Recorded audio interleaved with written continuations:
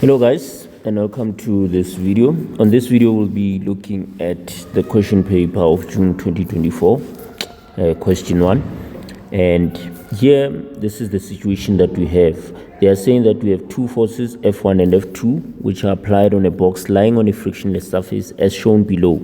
The magnitude of F1 is greater than that of the magnitude of F2.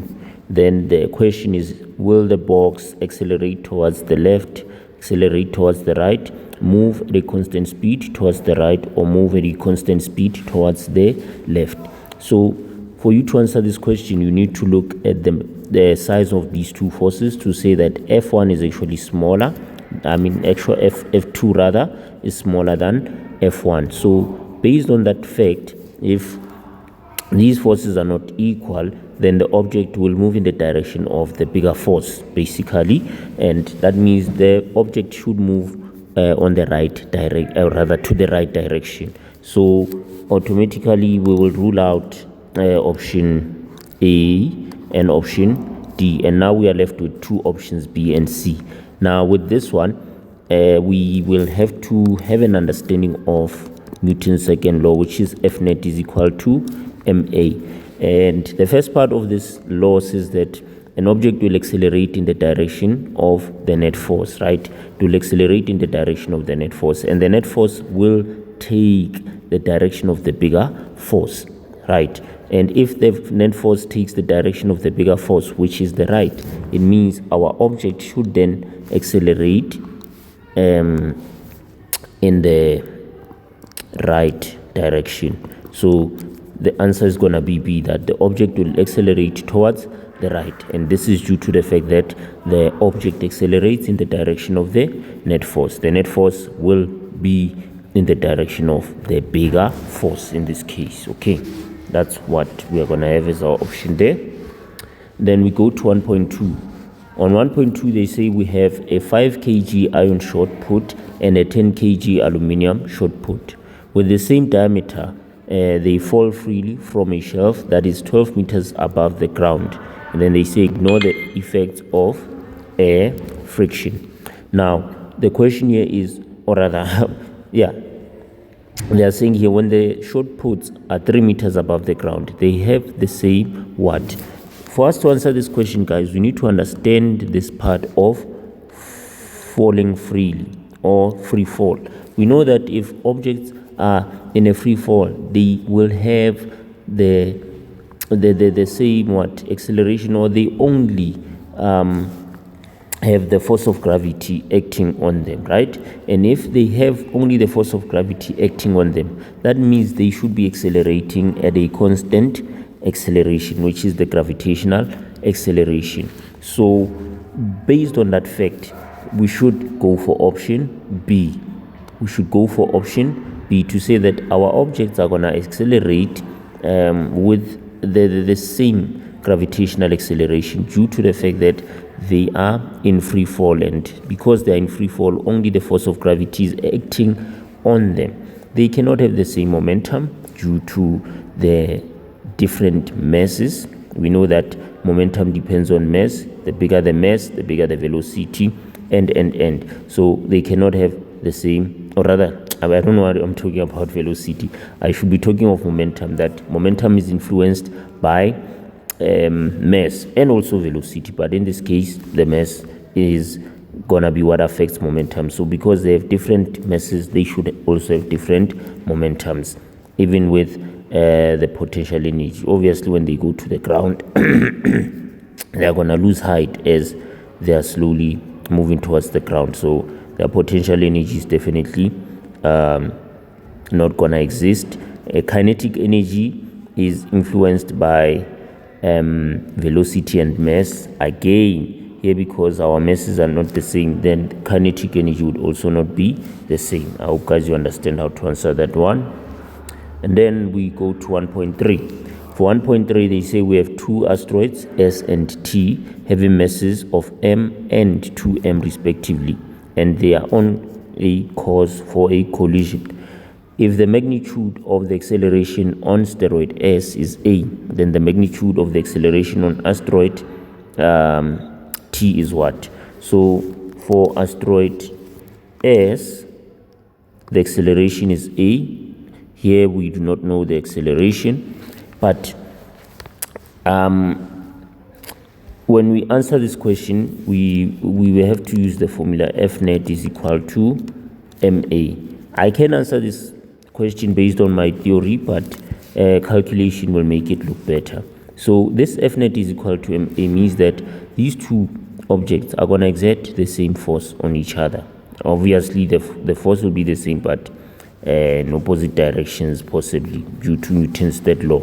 However, they are going to exert the same force on each other. So I'm going to firstly solve for this object in terms of the F net, and then solve for this object in terms of the formula F net. So what I'm going to have for object M, or rather asteroid S, is F net is equal to the mass of object S is m, and its acceleration is a. So this is for object S, and then for object T, the mass is gonna be 2m, and the acceleration is unknown. I'm gonna write a here, but I do not know the acceleration yet. I'm trying to figure it out, but I will use S to figure out the acceleration for this T.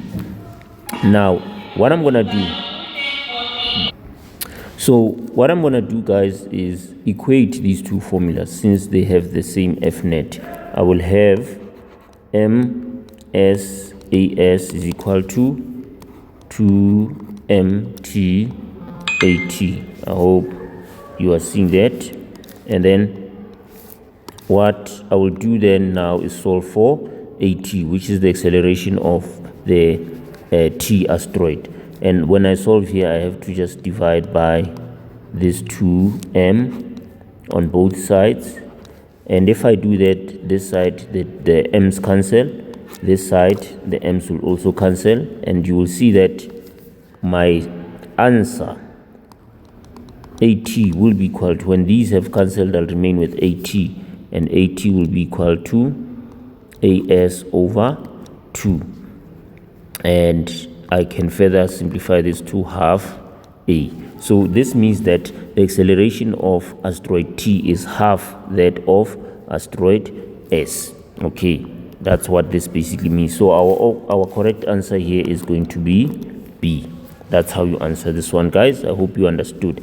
Again, we can look at this question though using F net is equal to ma. We know that acceleration has a relationship with mass, and the relationship is inversely proportional. So this means that if my mass increases, my acceleration has to decrease. So what you will see here is that initially I had a mass of m, and because the mass was smaller, I had an acceleration of a. But now the mass in terms of this asteroid has doubled, so the acceleration for this one has to be lesser. The bigger the mass, the smaller the acceleration. Thus we now have half the acceleration, because the acceleration decreased due to the mass, due to the size of the mass being bigger. Okay, that's how you should answer this one. Now we look at 1.4. 1.4 says we have a sound source which approaches a stationary observer, and when we are reading through this statement, we should already know that if a sound source is approaching an observer, the frequency should be high, right? Frequency has to be high, and we know the relationship between frequency and wavelength. It's inversely proportional. So this means that as the sound source is approaching the listener, the frequency will be high, and because the frequency will be high, our wavelength should be shorter. Okay, so now they are asking us, which of the following describes the observed wavelength and frequency from the sound source as it approaches? And with this one, guys, we are basically looking at the relationship between wavelength and frequency, and I've already talked about it here to say that as the sound source approaches, we will have a greater frequency, and that will affect the wavelength by having the wavelength become shorter. So here the first option is greater than. The wavelength cannot be greater than. Frequency is, but wavelength cannot be greater than. So this option is wrong. B, they are saying the wavelength will be less than. That would be correct. but the frequency should not be less than as well. The frequency should be greater. And then C, they are saying wavelength will be greater, frequency less. No, it should be vice versa. And when we see D, wavelength is less than, correct, and frequency is greater than. So the option here, guys, that we choose is gonna be option D. Move on to 1.5. 1.5 says we have two objects, M1 and M2, which are at distance r apart, and they experience a gravitational force F. The mass M1 is now doubled and the distance is halved. The gravitational force between M1 and M2 is now what? So here, guys, we will use this formula. Already when you read this statement, you can see that the question is based on universal law of gravitation, Newton's law of universal gravitation, and that formula for the law is as follows. This is the formula. So what we're gonna do is to solve for F using this formula. So the way in which you solve this question, guys, is to take this formula as it is. You write the formula, and then you are gonna write the second formula, same formula, but the second formula should show the effects that are happening on these quantities. The quantities we have are M1, M2, R, and F, and this G. But we know G is constant, so we don't really, we do not focus on it too much. However, these other ones are the ones that we are going to use to check where is the change taking place. So, I'm going to write firstly my formula, and then I'm now going to write the effects to say, okay, on which quantity am I having a change? And you will see that we are being told that M1 is now doubled. And if M1 is being doubled, that means I must multiply M1 by 2. So I'll multiply M1 by 2, and that's what I get. M2 did not experience any change. It remains as it is. Then R is said to have been halved. You see that R was halved. So if R was halved, it means I must divide R by 2. And we know that R is supposed to be squared. So it's squared, but a change that took place is that it was halved. And then I'm going to proceed further now to remove my brackets. When I remove my brackets, I'm saying G times 2M1 times M2. And what I'm going to get is 2G M1 M2 divided by here, when I remove the brackets, I'm applying laws of exponents. I should have R squared over 4. And then from here now, what I'm going to do is apply my mathematics. And my mathematics says that if I happen to have a double division, I take one division and make it a multiplication. And when I do that, I'm going to have an inversion situation whereby, or rather, let me say an inversion situation whereby R squared over 4 are just going to interchange, right? So what I'm going to have from here now is to say I'm changing this division into a multiplication. So let's do that. If I change the division into a multiplication, it's going to be 2G M1 M2 divided by 1 multiplied by this multiplication is this division. Let me just highlight it. This is the division I've changed. It's now a multiplication. And when it becomes a multiplication, R squared over 4 will also interchange. So what was at the bottom will become, will go to the top and vice versa. So I'm going to end up having 4 over R squared. And from here, I think I can remove, let me just remove this.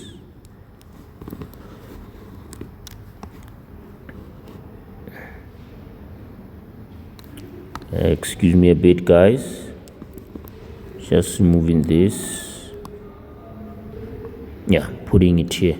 So from here, guys, what am I gonna have? I have to now multiply, right? Top multiplied by bottom. If I say 2G M1 M2 times 4, what am I getting? I'm getting 8G M1 M2 divided by 1 times R squared will give me R squared. And what you will notice, guys, is that g m1 divided by r squared is actually f, because f is equal to g m1 m2 over r squared. So you will notice that g m1 m2 over r squared is actually f. So where I see g m1 m2 over r squared, I'm going to put f basically. So this basically means that I will say f is equal to 8f. My force is now 8f. Do you see that, guys? Because g m1 m2 over r squared is f, and therefore my answer will be D. Hope it's making sense. Now we move on to 1.6. 1.6 says an object is thrown vertically downwards towards the ground from height h. Let's do a quick recap here, guys. We know that we have a difference between dropped and thrown. If we talk of dropped, we know that here the velocity has to be equal to 0, right? If an object is dropped, the velocity will be equal to 0. But if an object is thrown, then the velocity has to be greater than 0. We have a bigger velocity when an object is thrown. Now, they are telling us that it was thrown from a height h with a velocity v. The object strikes the ground and bounces upwards. It is caught when it reaches its maximum height after the bounce. Okay, so when we answer this question, we can already see that we are looking at the motion of the object, but from a graph perspective. We need to understand something on the graph to say everywhere where there is the x-axis is where we have our maximum height. Everywhere we have the x-axis is where we have our maximum height. And how do we know that's the maximum height? Is because we know when we reach maximum height, the velocity becomes 0, right? Everywhere there's maximum height, the velocity is 0, right? Velocity is equal to 0, and velocity is 0 on this horizontal line, right? The x-axis where we have our time. So the graphs that you should look at is where the ball reaches maximum height. How do you know it reaches maximum height? It must touch that x-axis. Okay, now we have 4 graphs here. When I look at these graphs, I'm gonna firstly rule out the incorrect ones. The incorrect ones are definitely gonna be C and D. How do I know that these are incorrect? I'm looking at the motion of the ball, and here, guys, you will see that the ball moves from this point up until this point. So if the ball moves from this point here, this is the starting point. Let me just zoom this in. This is the starting point. It means it moved from here and reached maximum height. And a ball can only reach maximum height if it's thrown from the ground. But there we were told that the ball is being dropped. And if it's being, they told us that the ball is being thrown towards the ground. And here, it's reaching maximum height, and the only way it can reach maximum height is if it's being thrown from the ground going upwards.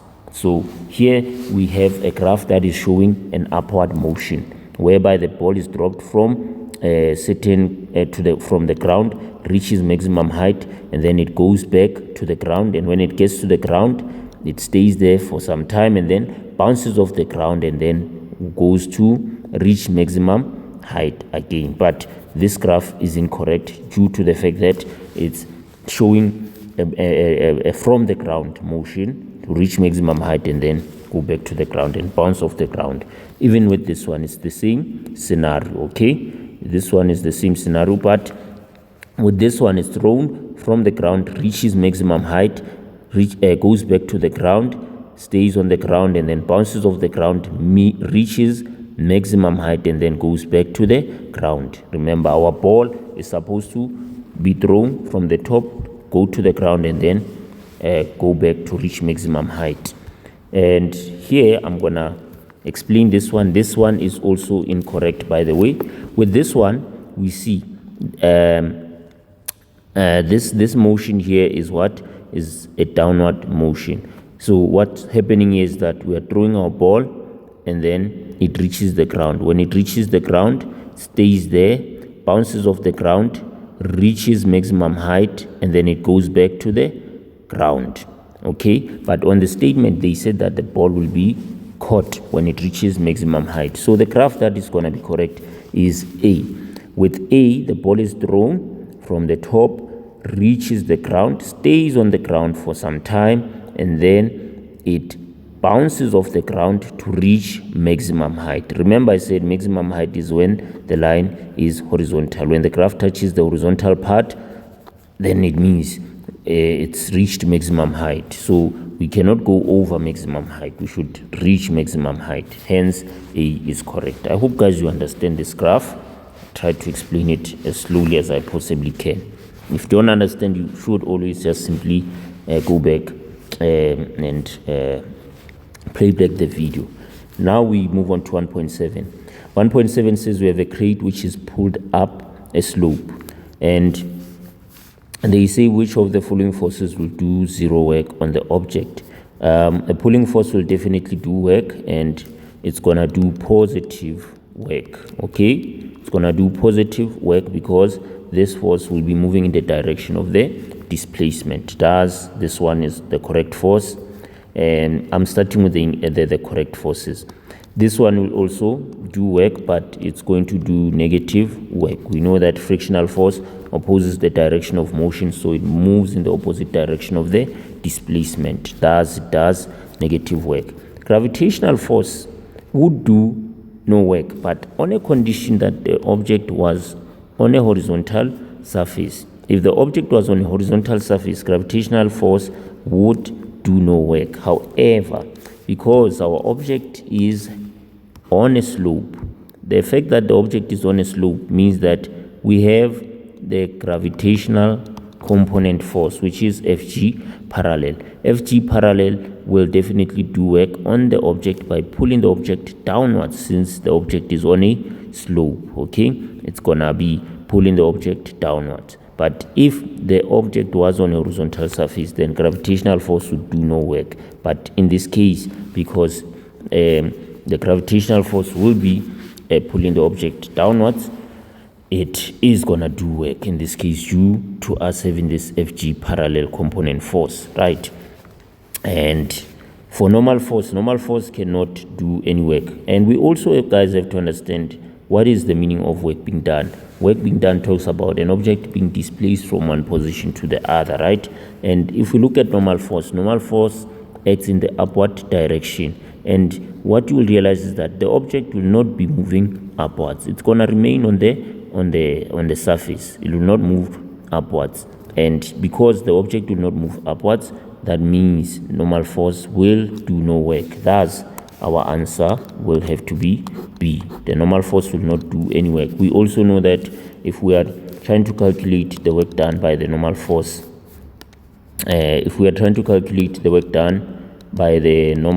we would use the normal force. I don't know what if I'll say Fn maybe for argument's sake, or just N.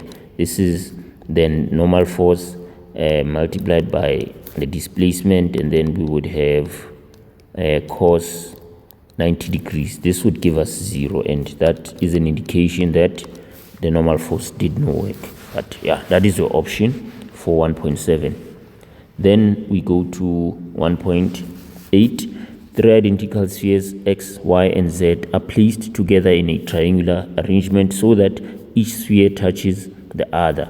The three spheres are then moved back to their original positions. And the question is, what is the change on each sphere now? And that question is based on diagram 3. This question, guys, is based on grade 10 work. I don't know if you remember this formula: Q is equal to Q1 plus Q2 divided by 2. What you will have to remember about this formula is that it's about the principle of conservation of charge. And here, guys, it means that when our three spheres come into contact, this is when they come into contact in diagram 2, they are gonna separate having the same amount of charge. And if they have the same amount of charge, they will then after they separate, they will separate having the same amount of charge, and after that they'll be identical. Basically, or rather they'll have an equal charge. So for us to do this calculation, we will use this formula, but this formula works when we have two spheres. However, in this case, we have how many spheres? We have 1, 2, 3 spheres. So the formula would have to be adjusted. How are we adjusting the formula? By saying Q1 plus Q2 plus Q3 divided by 3. And then Q1 will be -5 plus 0 plus 2. And then we divide by 3. And our answer on my calculator is going to be A. So our answer here is going to be A. All right. And then we have 1.9. They say a positively charged object has what? A, fewer electrons than neutrons, fewer protons than neutrons, fewer electrons than protons, more protons than neutrons. And when we answer this question, there's something that we have to rule out, and it's anything to do with neutrons, guys. We know that neutrons have no charge. They are zero. Neutrons have zero charge, right? And if they have zero charge, it means they are non-existent. And we cannot say an object is positively charged because it has more protons than neutrons. Neutrons are non-existent. They have zero charge. So an object should be positively charged if it has fewer electrons than protons. So it's positively charged because there are more protons than there are electrons. And if that's the case, we say that it has excess protons. And if it has less electrons, we say it is electron deficient. So the correct answer for this one is going to be C. And this is grade 10 work as well, I believe. 1.10. The minimum resistance that can be acquired from the connection of two 4-ohm resistors is. Here we need to understand this thing of minimum. Minimum means the smallest value, right? And we can only get the minimum resistance if we have a parallel connection. Okay, if we were to have a series connection, we would get a maximum resistance. So if I have 2 ohm resistors and they are connected in series, they are gonna give me a maximum resistance, because the more resistors you add in series, the greater the resistance becomes. So here I would have 4 plus 4, and this would give me 8 ohms. This would be my maximum resistance. But the question here is asking about what? Me getting minimum resistance. And for me to get minimum resistance, it means my connection has to be in parallel, because a parallel connection reduces the resistance. The more resistors you add in parallel, the lesser your resistance becomes, okay? Rather, the lesser your total resistance becomes. So with this one, I would say 4 times 4, 4 plus 4, and what I would get here is 16 divided by 8, and this would give me 2 ohms. And you can see that my resistance is actually reduced. Compared to 8, I got 2. So the correct answer will be B. The connection has to be in parallel for us to get the minimum resistance. This was your multiple choice. Excuse me, guys. And yeah, just rewind the video, guys, if there's something you do not understand, but I hope it's gonna help. See you on the next one. Bye bye. Please don't forget to like the video as well.